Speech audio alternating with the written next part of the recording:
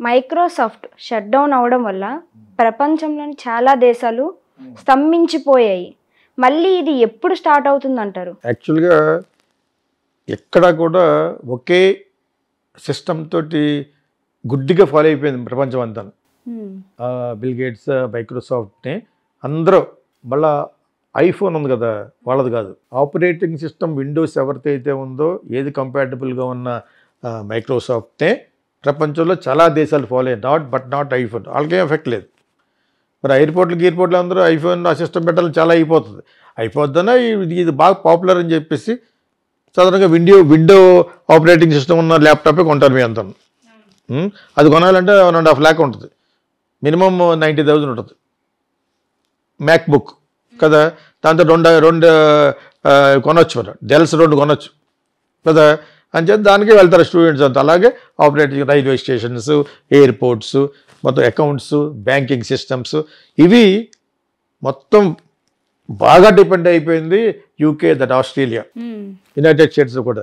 ఏంటి ఇప్పుడు 911 అనేది అది చాలా అవసరం, అది కూడా ఆగిపోయింది. 911 అంటే ఎక్కడన్నా క్రైమ్ రేట్ ఎక్కువ ప్రతి కంట్రీలో ఉంటుంది.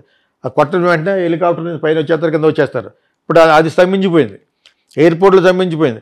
ఇంకా అట్లీస్ట్ ఇండియాలో కొన్ని సిటీస్లో ఎయిర్పోర్ట్స్లో they are operating by manual. Booking చేయాలంటే ఆ సిస్టమ్ వర్క్ చేయాలి, వీళ్ళు దెబ్బ అయిపోయారు. వీళ్ళు కనీసం మాన్యువల్గా ఒక 50% చేసి ప్రయాణికులు పంపిస్తున్నారు.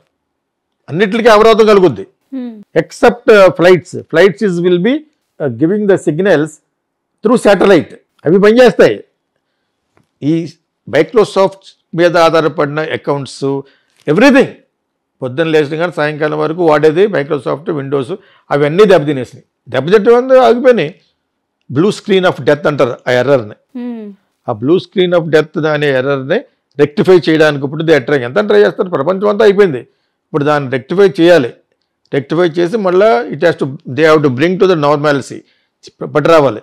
Accounts, banks, lights, tickets, railway stations మొత్తం సోలీ డిపెండెంట్ ఆన్ దట్. జనరల్గా ఒక్క దాని మీద అలా ఆధారపడకూడదు. This is what it's a lesson. ప్రపంచానికి ఒక గుణపాఠం ఇది. ఒకే సిస్టమ్ మీద ఉండకూడదు. మీరు ఎప్పుడు కూడా ఆల్టర్నేట్ ఎందుకు పెట్టుకుంటారు? ఈ సిస్టమ్ కాకపోతే ఆ సిస్టమ్ అని ఉండాలి. గవర్నమెంట్ రన్ చేస్తున్నప్పుడు ప్రైవేట్ పక్కన పెట్టు. ప్రైవేట్ వాటికి 4-5 రోజులు సెలవు ఇస్తాడు, పర్లేదు. గవర్నమెంట్ అంటే పబ్లిక్ సఫర్ అయిపోద్ది. ఎన్ని వందల కోట్ల, ఎన్ని మిలియన్స్ ఆఫ్ పీపుల్ సఫర్ అవుతారు. ఫ్లైట్లో వెళ్ళేవాళ్ళు, చాలా డిలేస్, పెద్ద పెద్ద ప్రోగ్రామ్స్. ఈ ప్రోగ్రాము ప్రపంచవ్యాప్తంగా వచ్చింది కాబట్టి అవతల వాటి కూడా అర్థం చేసుకుంటాడు. అర్థం చేసుకున్నా కూడా ఏం చేస్తారు, కొన్నిసార్లు టైం ఈజ్ మనీ, కొన్నిసార్లు కదా, ఎప్పుడు కూడా టైం ఈజ్ మనీ అంటాను నేను. Time is money. నువ్వు ఆ టైం మేనేజ్మెంట్ మొత్తం పడిపోద్ది. ఇప్పుడు ఈ Microsoft death of blue screen అనేది వచ్చిన తర్వాత this is a very big problem. దీన్ని మళ్ళీ రెక్టిఫై చేయడానికి they are trying their best యాక్చువల్గా. బట్ ఇక్కడే దీని వాల్యూ ఆఫ్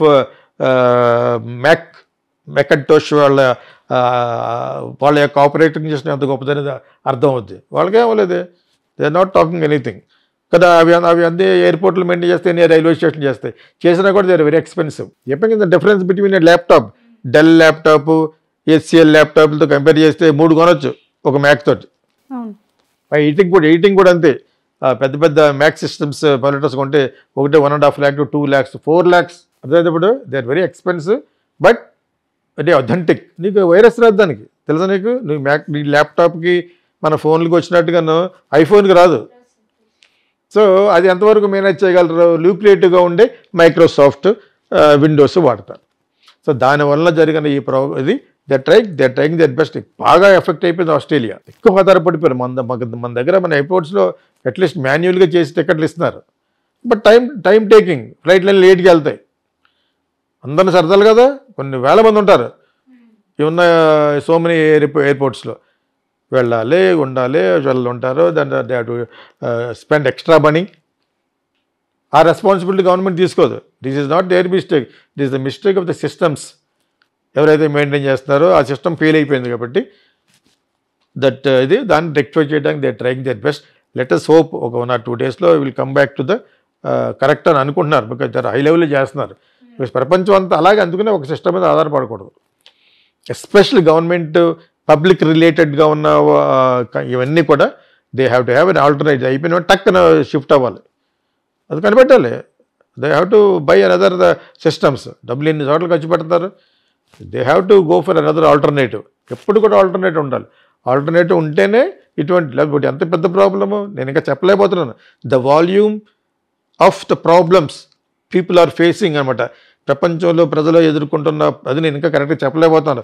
చాలా హై లెవెల్లో జరుగుతుంది. మనకు దక్కేది కొంచెమే, మనకు తెలిసింది కొంచెమే. మనకు ఉన్న చిన్న ఎలక్ట్రానిక్ మీడియాలో ఉండే ఛానల్ చెప్తూ ఉంటారు అంతే తప్పితే it is a very very big problem. సమించిపోవడం అంటే ఏంటి? స్టాండ్ స్టిల్కి అయిపోయింది అనమాట. స్టాండ్ స్టిల్ అయిపోయింది. మనిషి మూవ్ అవ్వలేడు. ట్రైన్లో వెళ్ళేవాడు, బస్సులో వెళ్ళేవాడు, ఫ్లైట్లో వెళ్ళేవాడు. Where will they go? 99% depended on that. So ఈ ప్రాబ్లమ్ పోవడానికి they are trying their best. Let us hope everything will go well.